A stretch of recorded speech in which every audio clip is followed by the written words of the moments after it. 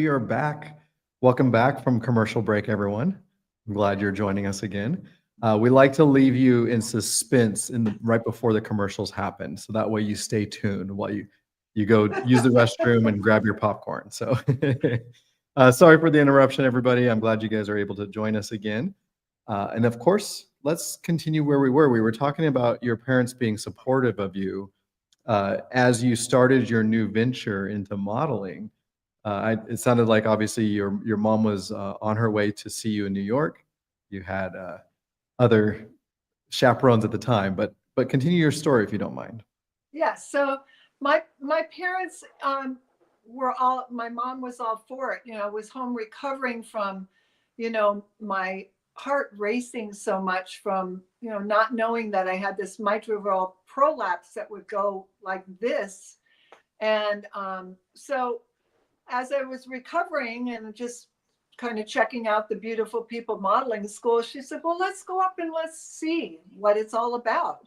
She was all for it because she loved fashion, and she kind of always wished that she had been a designer.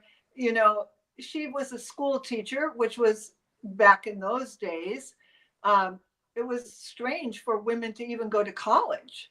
They just got married right after high school, which she didn't do. So she was a trailblazer herself, in the fact that she wanted to be a professional.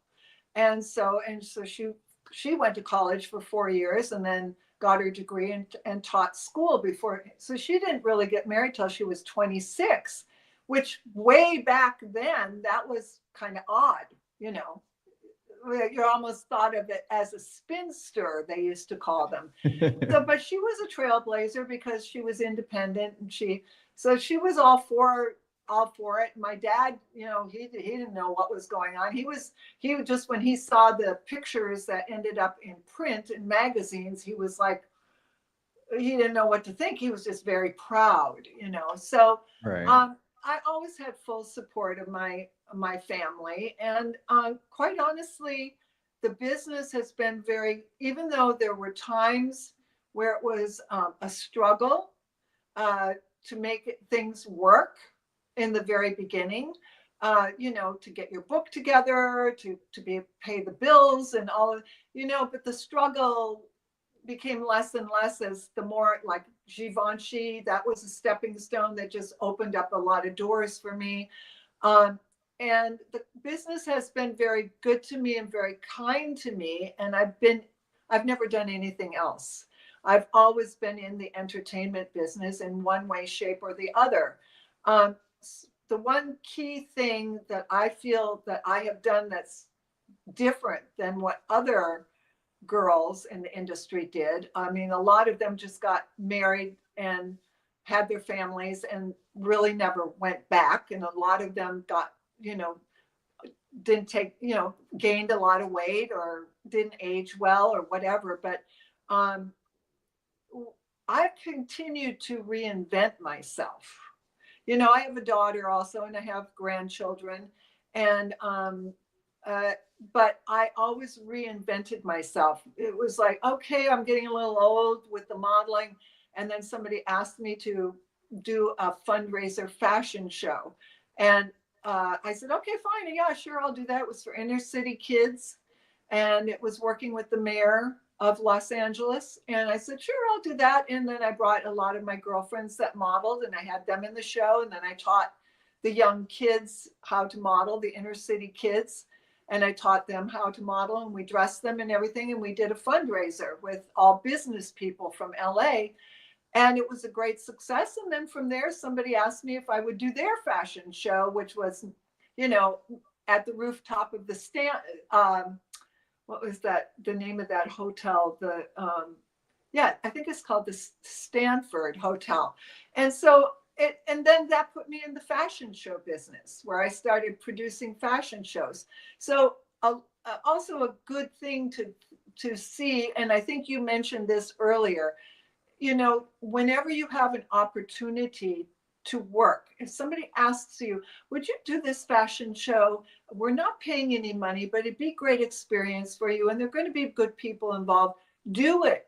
My greatest benefits, things that have catapulted me, have been things that I have done for free for the community. Wow.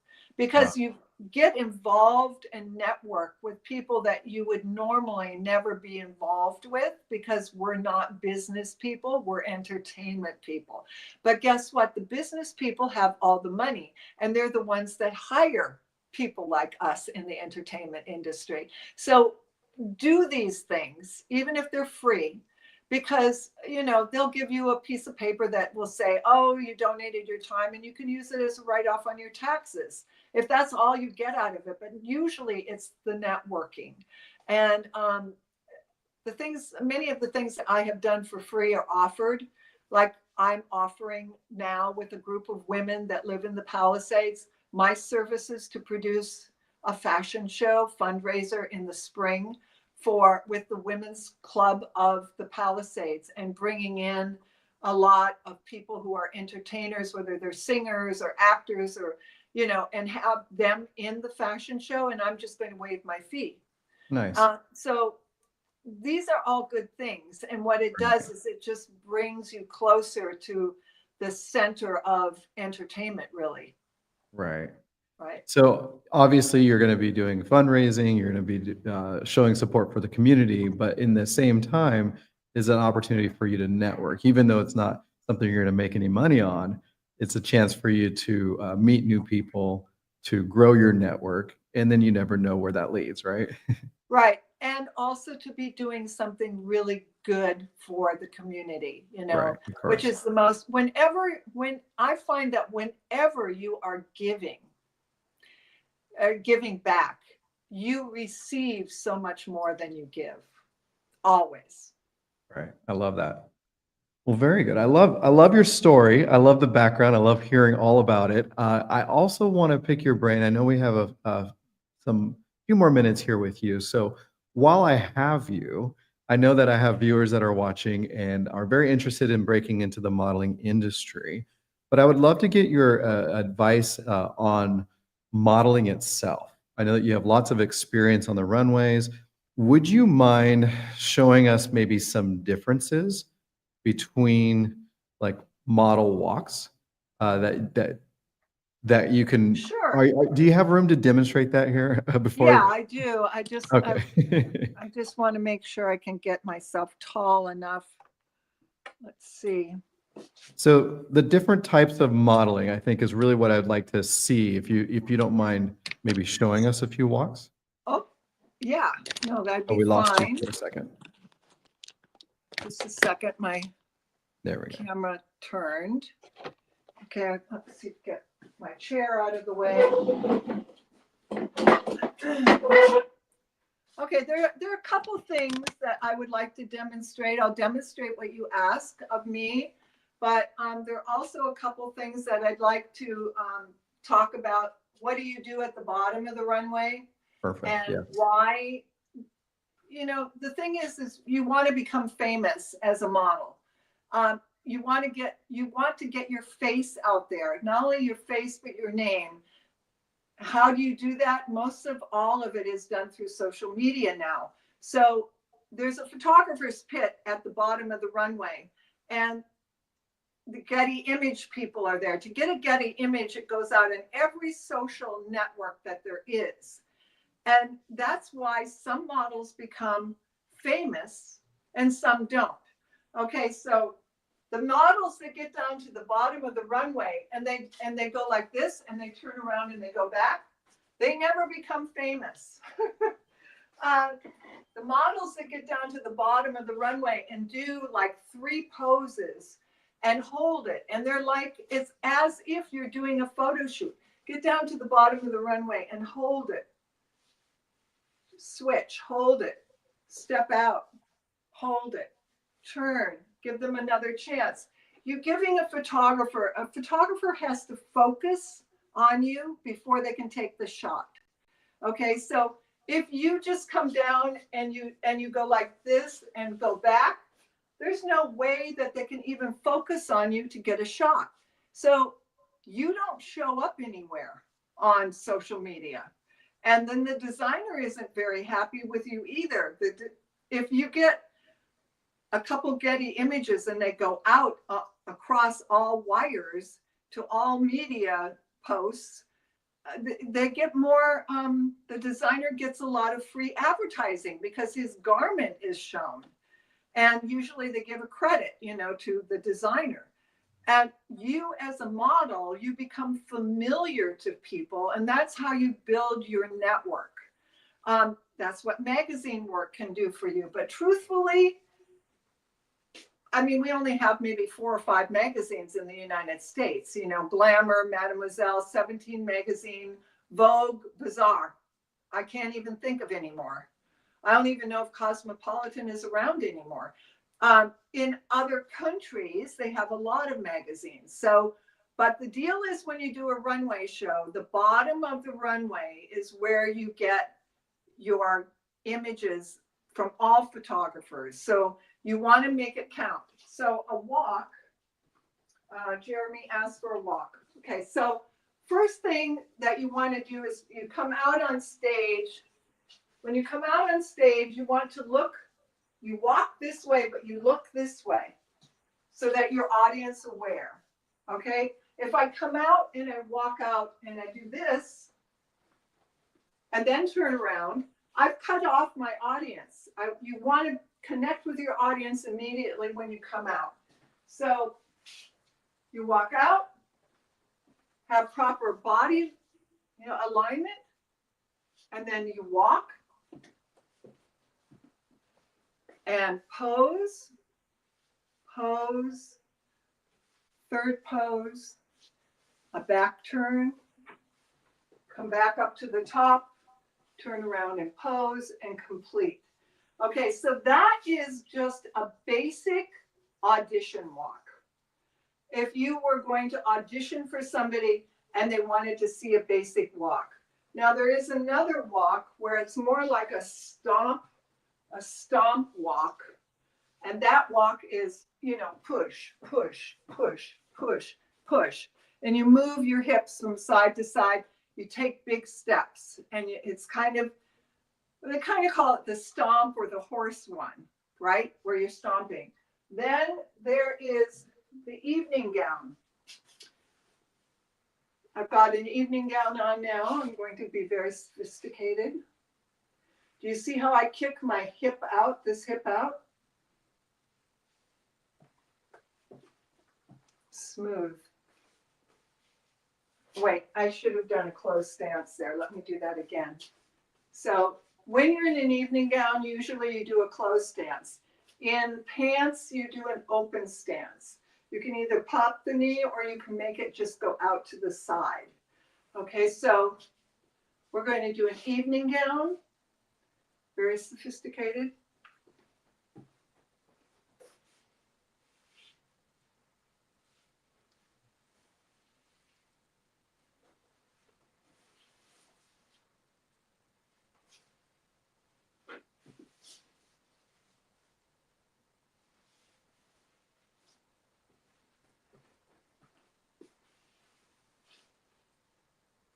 Okay, so sporty, athletic. So that is more bouncy and it's all about your attitude. So it's happy.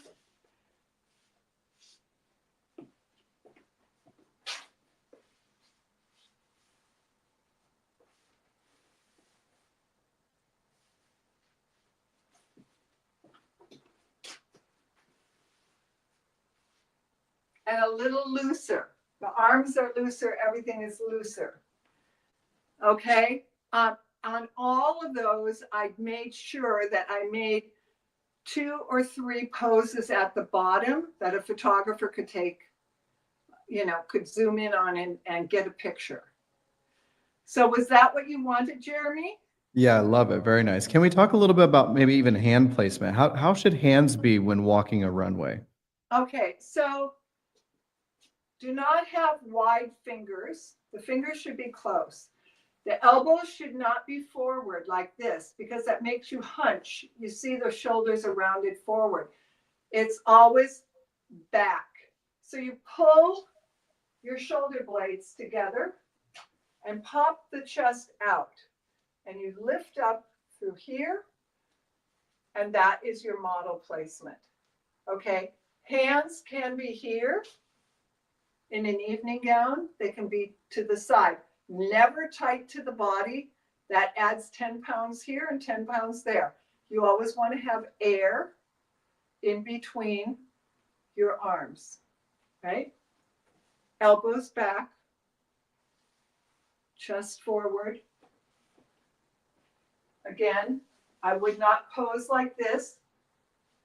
If your arms are just down, they have to have the air. Okay. Anything else? Nice. Well, I love it. Now, you're talking about modeling, runway modeling.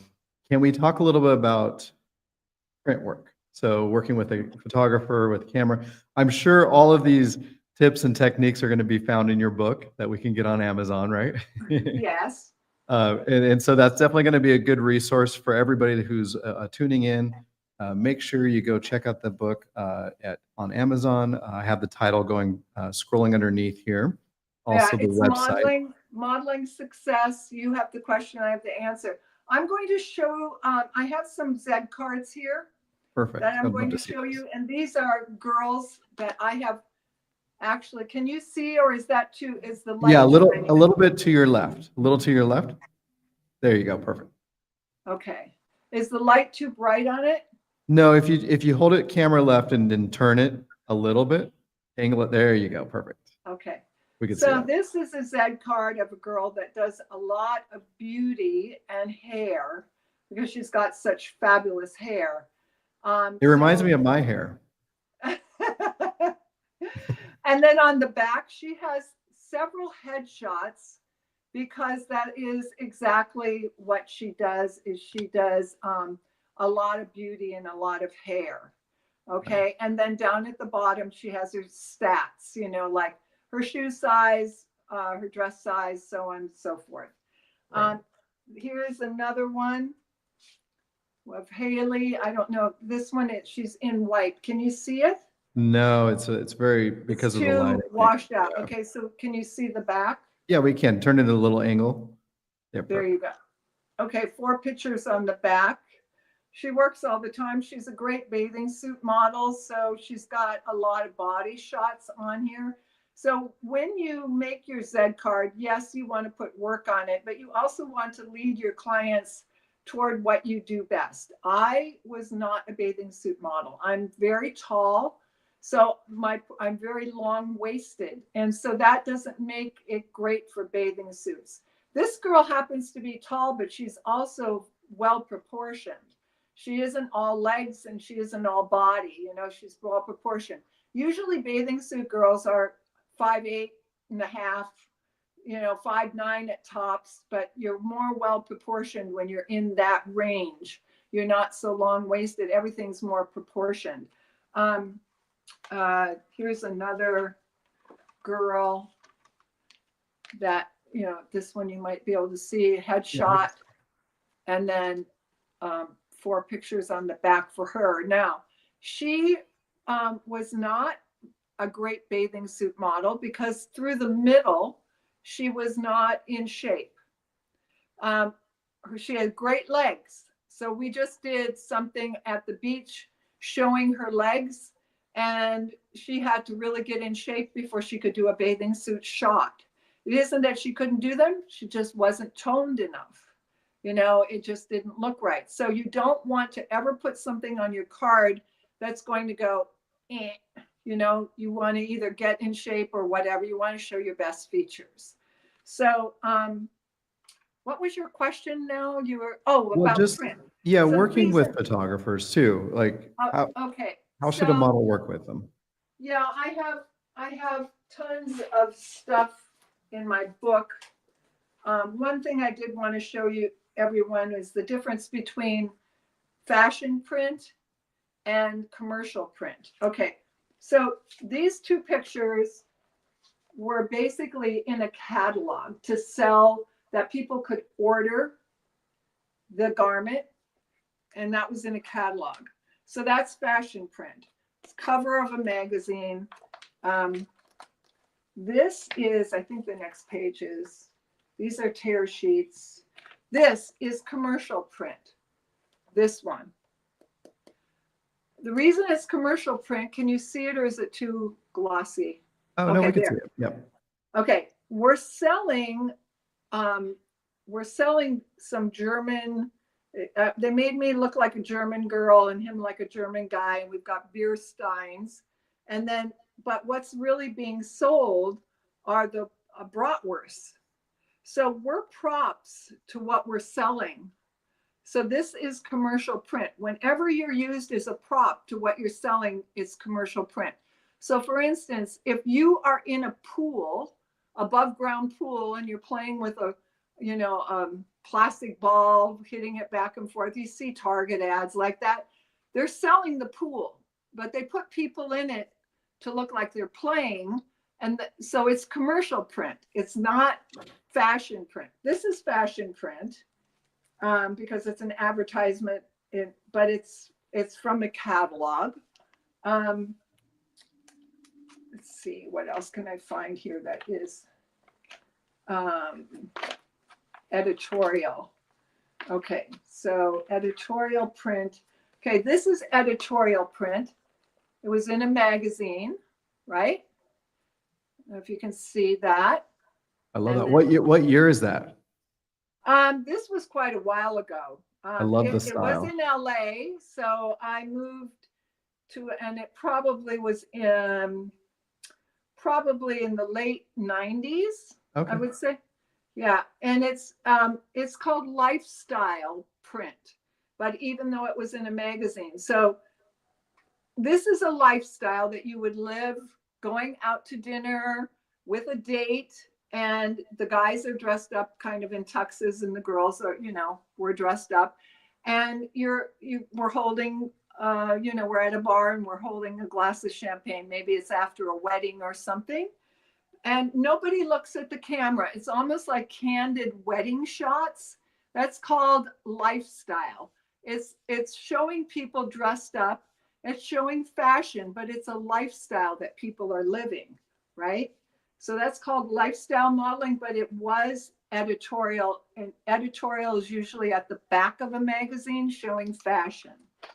Let me show you one of my mini books. Let's see.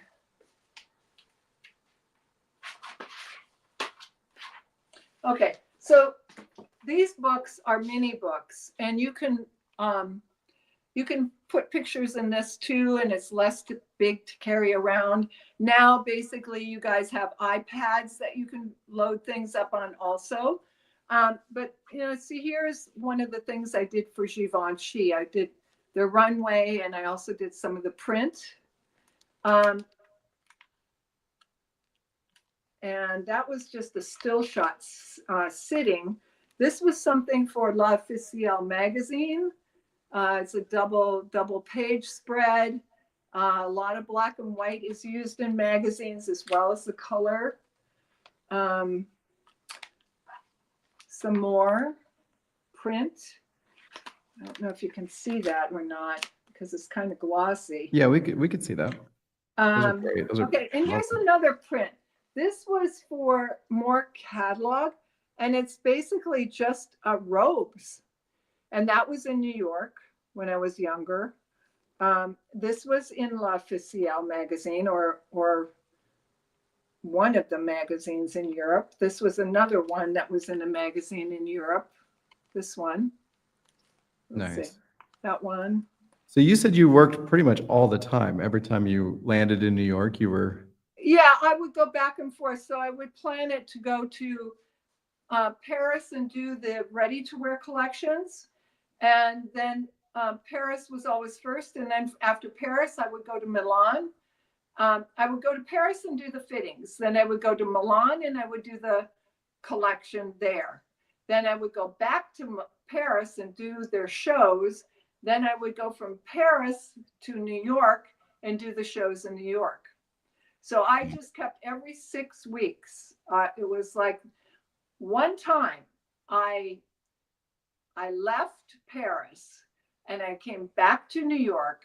I wheeled my bag into my apartment, and the phone was ringing off the hook. Okay, it was what there weren't cell phones then. This Right. was the end of the 70s, beginning of the 80s. If you had a cell phone, it was one of those big honker ones, you know.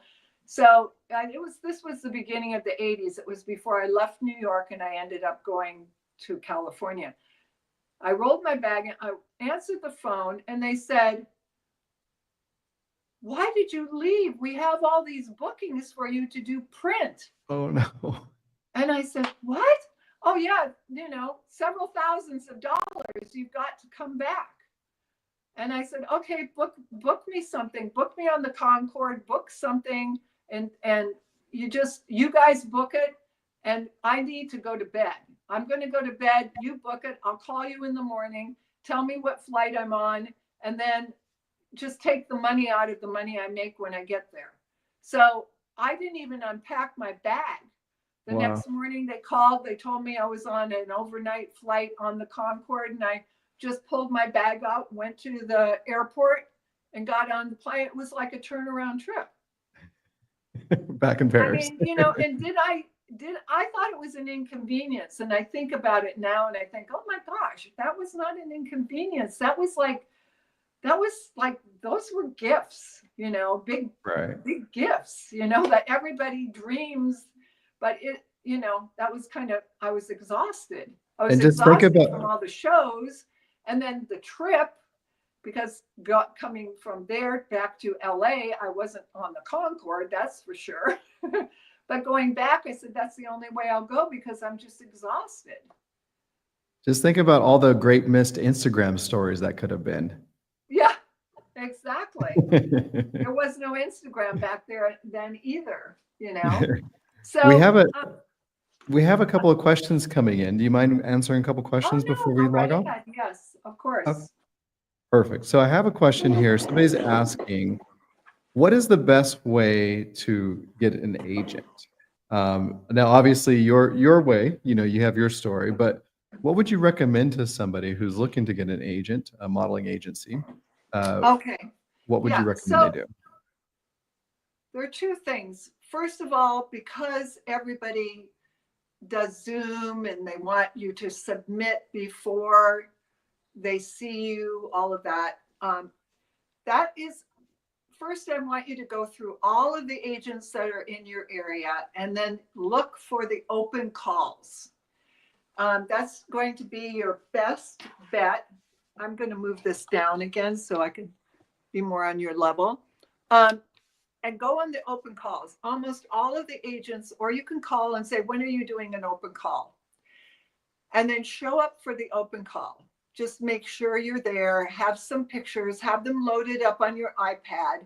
Don't go in there with snapshots. Go in there with at least that you've worked with one professional photographer and your makeup was right, and at least that you have, some headshots, and then some 3/4 shots, so they can see 3/4 to full length shots. Just something, and put it in on your iPad, because to print pictures today, it's very expensive, and you can load it up on your iPad and they can just see how you photograph. Okay.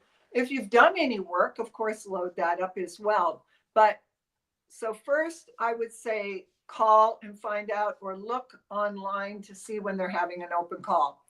The next thing is to try to, meet other people that might have agents already that become friends of yours and they could refer you in. Sending a picture cold to an agent is, most of them are going to end up in the trash. The other way, there are conventions. They're very expensive, a lot of them. I know that you do something which is very good that your company does, and you actually put agents in front of on Zoom. Correct. I think, or maybe it's going to be here now, and that you also have a convention that you do in Orlando. I think it was last year, and where you bring people together with agents. Right. So that you bring the talent together with agents. And that's the way I found my agent. I went from Florida, from a school to New York to a convention, and then I met all these people so that they could see me walk, they could see my pictures, I could talk with them. And that's the best way. It's almost impossible today to just send your picture and resume in and think that somebody's going to pick up the phone and call you and say, oh, we want to see you. Right. That just doesn't happen. They don't have the time. They're submitting, since technology has been, it's so rapid. It's like this. They're busy submitting the people that they already have for the castings. They don't have time to like, oh, well, this person, no, it's they want to hear a monologue, they want to hear a commercial, and they want to see you walk. The best places are, it's the service that you offer, and I highly recommend that you go in that direction, and are guided by Denise and Jeremy, and you go in that direction, and put yourself in front of agents and managers that they have handpicked, and they know that they're real. And because there are a lot of scammers out there also that say, oh yeah, they're an agent, and then they get you there and they want you to buy this and buy that, and they're not, and they really don't have connections to casting. So two ways: open call, and go put yourself in the arena of good quality people who can connect you to these people, and they bring you all together in one place. Now, how important when attending an open call, you said, put some photos together, but how important is it to do to have some good quality photos versus like selfies, right? What would you say somebody should lean towards? Okay, it's selfies and screen. No, you really should have all of the people that that are on here right now. They should be guided by you guys. You guys can guide them, or they can find a professional photographer to take at least some professional headshots and maybe a full body length shot. Snapshots or selfies and things like that are really not going to, they can't really see what, you need some lighting, right? And you need to look good. Your hair can't be, everywhere. You don't want to do a shot where your hair is everywhere. You want to have a nice, clean shot with your hair. I don't have that problem. And you want to wear some kind of clothing, nothing baggy, nothing with anything written across it, on a sweatshirt or anything like that. You want to be able to see the body. That's why I wear black, and you can see curves and you can see definition, so that they can see whether you're even the right shape. Are your hips too big? Are they too small? They need to see some kind of visual shape to you. So selfies, I would say no. I would say you could wear just simple all black and go to somebody to take those pictures, and have a really nice face, and let's see you smile, and let's see you flirt with your eyes, and and get that image coming across so that you feel a warmth when they see some pictures. It doesn't have to be a lot, but you do. I believe thoroughly that there are too many people out there that will do the professional pictures, and they will look like they know a little bit about the business, right? Instead of just showing up with selfies. Well, thank you for your time. I really appreciate it. I know we're running out of time right now, and I thank you for joining us from Los Angeles. And just to remind everybody one more time that you do have a book that talks all about all these details that we discussed, and it Right. is Here available on it is. Amazon. Yeah. Modeling Success. Modeling And Success. And you just put in my name, Suzanne Von Schaack, and the book will come up. And I think you can even do I think they give you some free reading of it also on Amazon, where you can kind of nice. turn pages and look a little bit. Well, very good. Well, I appreciate your time.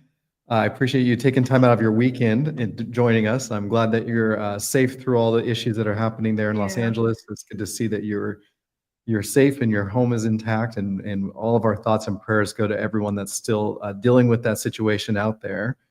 And again, I enjoyed it. I learned a lot. I'm gonna practice my modeling walk here as soon as we log off.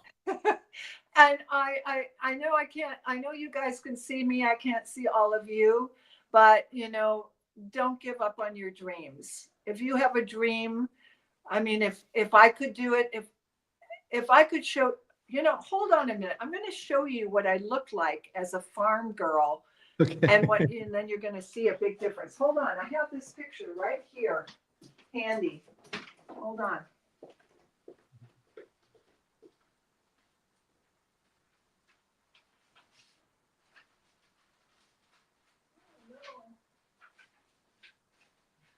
Is your dog there too?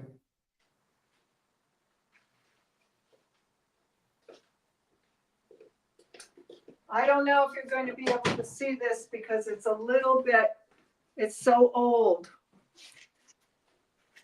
Yeah, so turn it, maybe bring it away from the camera a little bit. Pull back. I can see a little bit. I see mostly cow. Okay, Do can you a little zoom in angle on right it? there. Do a little angle. There you go. Can you zoom in on it? We're zoomed in as much as we can see here. Oh, okay. I wish I Well, could screen share that. That would be great. I mean, Maybe what I'll do is I'll get a copy of it from you. Somehow you could take a picture of it, and then I can screen share and put it in the recording. yeah, I've got short dark hair, and it's it has a perm in the hair, right? I have Nice. thick straight hair, but my mom had me have a perm, and this is my cow Duchess. Duchess. Okay, so I'm sorry you can't really see it, but it's something I like to look at and remind myself of. I'm still that girl, believe it or not, even though I have blonde hair now and I dress differently and all of that, my values and everything are still the same. I love that. And so if you and Duchess can make it, anyone can make it. Yes, there you go. So don't give up on your dreams, you guys. Stick with it, make it happen, take the right steps. It's so much easier now today than it was because of social media and because of, people like Denise and Jeremy who can actually guide you and point you in the right direction and put you in front of the right people, so that you can actually get a chance to soar. And then you've got to do all of the other things that you need to do. You've got to keep your skin good. You've got to keep exercising. You've got to do a lot of things that a model should do to stay in shape so that you get chosen to do the job. Nice. Well, thank you so much. I appreciate your time. I know we could probably spend another hour and a half on here, but True. Okay. I Good want you night, to enjoy everybody. your weekend. Thank you, Thank you. Suzanne. Have a good night. Bye.